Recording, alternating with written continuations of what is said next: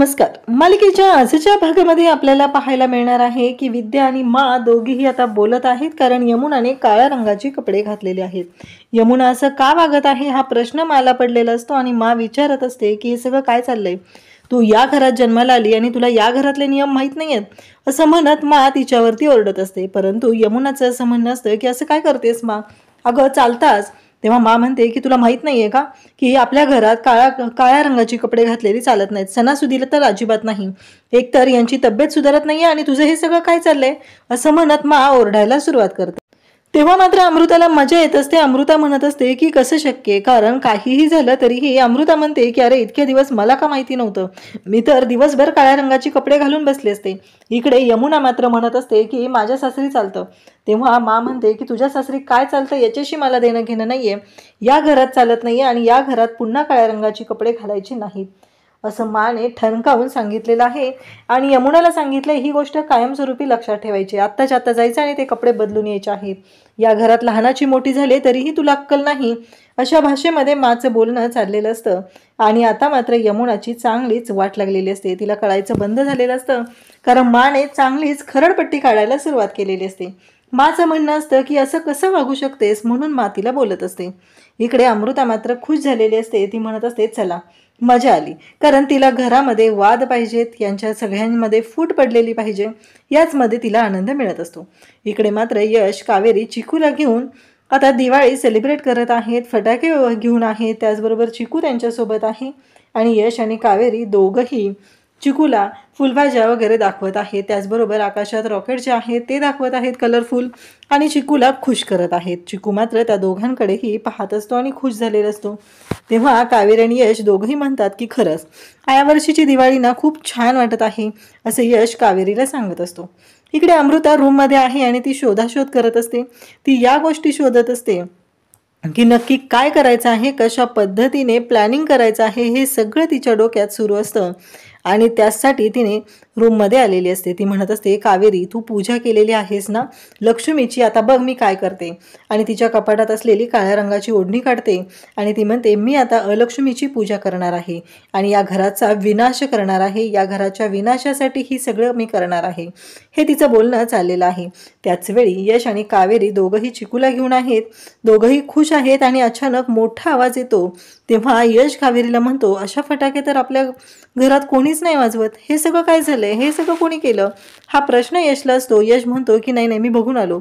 आणि तो जातो बघायला तर त्याला तिथे कोणीच दिसत नाही. खरं तर हे सगळं अमृताने केलेलं असतं, मुद्दामहून अमृता अशा पद्धतीने वागत असते, हे यश आणि कावेरी या दोघांना सुद्धा माहिती आहे. त्याचबरोबर यश बघून येतो. कावेरी चिकूला घेऊन असते, चिकूच्या कानावरती हात ठेवलेले असतात. चिकू दचकत असतो, तो लहान आहे, त्याला त्या गोष्टींचा त्रास होत असतो. इकडे अमृता मात्र रात्रीच्या वेळी डोक्यावरती ते काळं वस्त्र घेऊन आता देवाच्या समोर आलेली आहे आणि अलक्ष्मीची पूजा करायला ती सुरुवात करत आहे.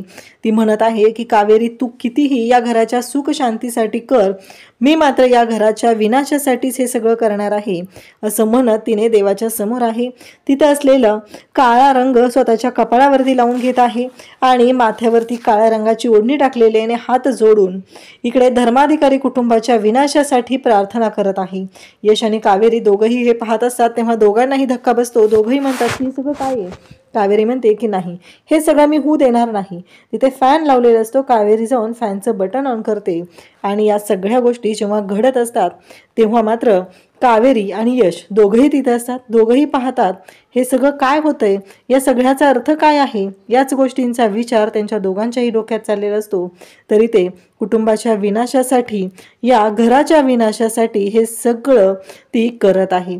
यामुळं मात्र इकडे कावेरीला धक्का बसलेला असतो. कावेरी तिथे येते, तिथली लाल रंगाची ओढणी घेते आणि अमृताच्या डोक्यावर ती ओढणी टाकते आणि म्हणू लागते की नाही काहीही झालं तरीही जोपर्यंत मी इथं उभी आहे तोपर्यंत तू ह्या गोष्टी करू शकणार नाही, असं बोलणं चाललेलं आहे. तेव्हा मात्र कावेरी म्हणते की बाद झालं, आत्तापर्यंत खूप झालेल्या आहेत गोष्टी, पण यापुढं या घराच्या विनाशासाठी, या घरातील लोकांना त्रास होणार असेल तर मी खंबीरपणे उभी राहणार आहे. जोपर्यंत आम्ही दोघे इथे आहोत तोपर्यंत तू हे सगळं करू शकणार नाही, कारण काहीही झालं तरीही आम्ही दोघं इथे आहोत आणि या सगळ्या गोष्टी व्यवस्थित व्यवस्थित करणार आहे असं कावेरीचं म्हणणं आहे.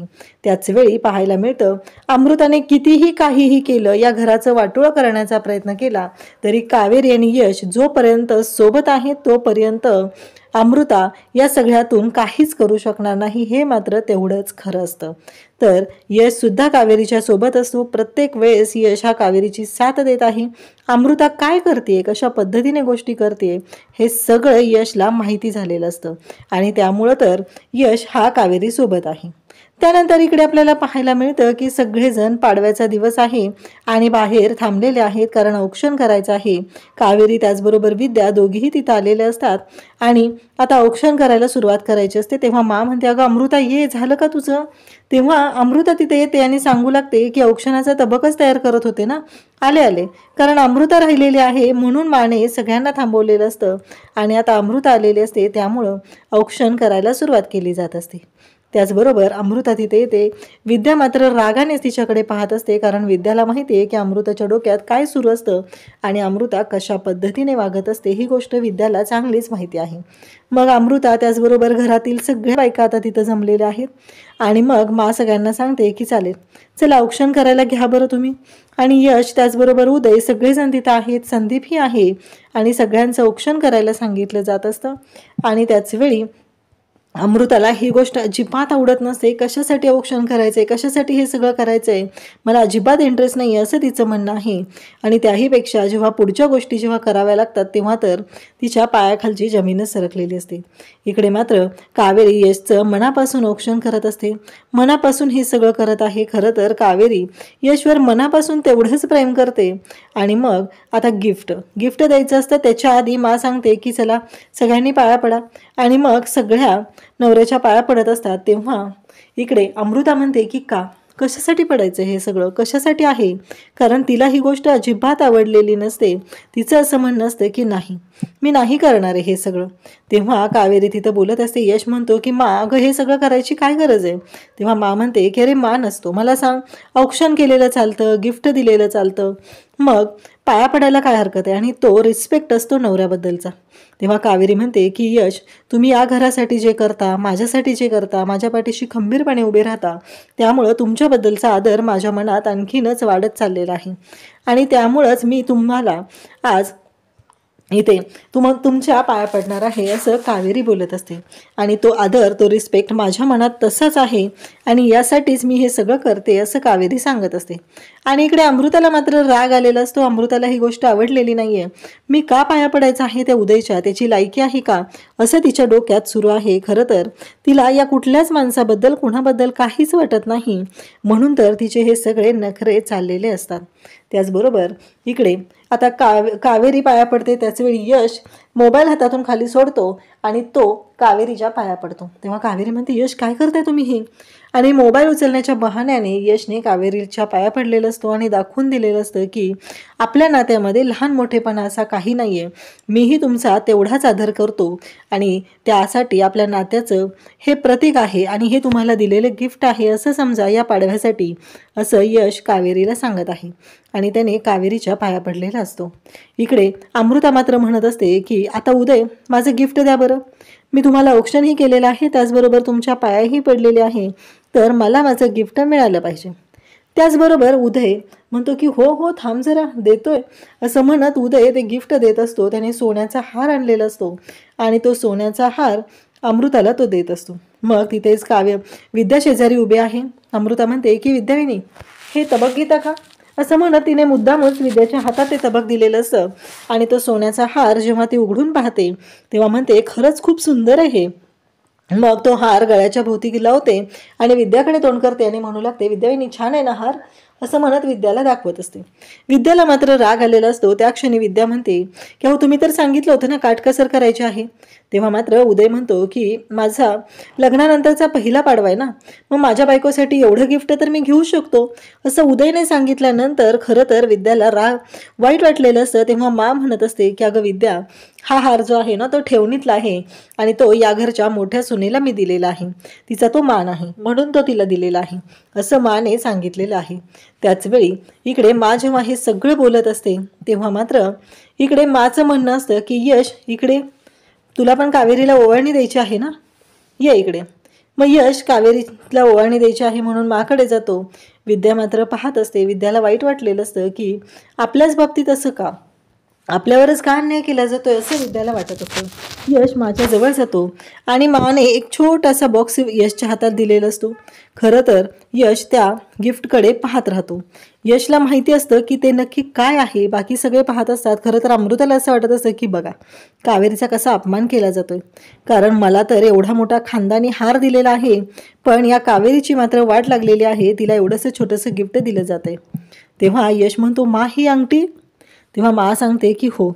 ओळखलीस? तेव्हा यश म्हणतो की हो, का ओळखणार नाहीये मी. खरं तर जेव्हा यश लहान होता त्याच्या आईबाबांना सोडल्यानंतर तो इकडे धर्माधिकारींच्या घरी आलेला होता. तेव्हा मात्र तो एकटाच बाहेर अंगणात जाऊन बसलेला होता. तेव्हा मा तिथे गेलेली असते आणि यशला त्याच्या आईबाबांची आठवण येत असते. तेव्हा मा तिथं असते आणि मा त्याला म्हणते की काय झालं यश. यश रडत असतो. यश म्हणत असतो की काही नाही. त्याला त्याच्या आईबाबांची आठवण आलेली असते आणि म्हणूनच मा तेव्हा त्याला सांगते की हे बघ, ही जी अंगठी आहे ना, ही मी तुझ्या बोटात घालणार आहे आणि इथून पुढं तू मला मा म्हणायचं आहे. आणि इथून पुढे एक गोष्ट लक्षात ठेवायची, कोणीही तुला विचारलं तर तू सगळ्यांना एकच सांगायचं की हेच माझे आईबाबा आहेत, असं माने त्याला सांगितलेलं असतं. यशला तेव्हा ते खूप छान वाटलेलं असतं, कारण यशसाठी ही गोष्ट खूप लाख मोलाची होती. कारण यशच्या आयुष्यात त्याची आई तर निघून गेलेली होती, त्याची बहीण अचानक वारलेली होती, ॲक्सिडेंट झालेला होता, हे सगळे वाद निर्माण झालेले होते आणि त्यामुळंच ह्या सगळ्या गोष्टी घडलेल्या होत्या. आता मात्र माने यशवरती तेवढं मनापासून प्रेम केलेलं होतं आणि माने यशसाठी हे सगळं केलेलं आहे. तेव्हा माला यशने घट्ट मिठी मारलेली असते, स्वतःचा मुलगा म्हणून त्याला सांभाळलेलं असतं, त्याच्यासाठी या सगळ्या गोष्टी केलेल्या असतात. तेव्हा मात्र यशच्या हातामध्ये ती अंगठी असते आणि यश मात्र त्या अंगठीकडे पाहत असतो. आणि त्याच वेळी यश म्हणतो की मा, कसा विसरेल ग मी ही अंगठी, तुला माहिती आहे ना माझ्यासाठी किती लाख मोलाची आहे ती. आणि आज ही अंगठी मी माझ्या कावेरीला, माझ्या बायकोला देतोय ना, ही खरंच खूप मोठी गोष्ट आहे असं यशचं म्हणणं असतं. आणि त्याचबरोबर ह्या सगळ्या गोष्टी जेव्हा घडत आहेत तेव्हा मात्र यश आणि मा दोघंही खुश असतात.